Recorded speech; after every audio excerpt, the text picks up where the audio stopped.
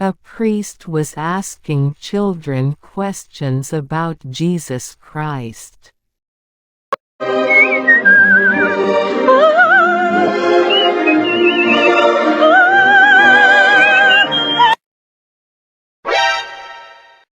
Now Freddy, it's your turn. Tell us what you know about Jesus Christ. Jesus Christ.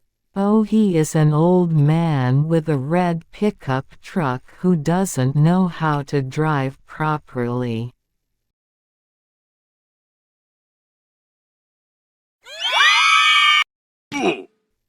Who told you that, my son? Where did you get this information from? Bring that here now. Mommy, fuck you, bitch.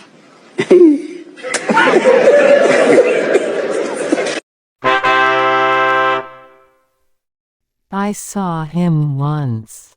My father was driving me home one day and at a roundabout he cut in front of us in a red pickup truck.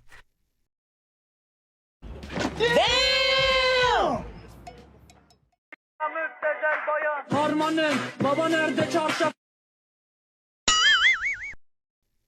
My father hit the brakes, stopped the car and yelled at him through the window.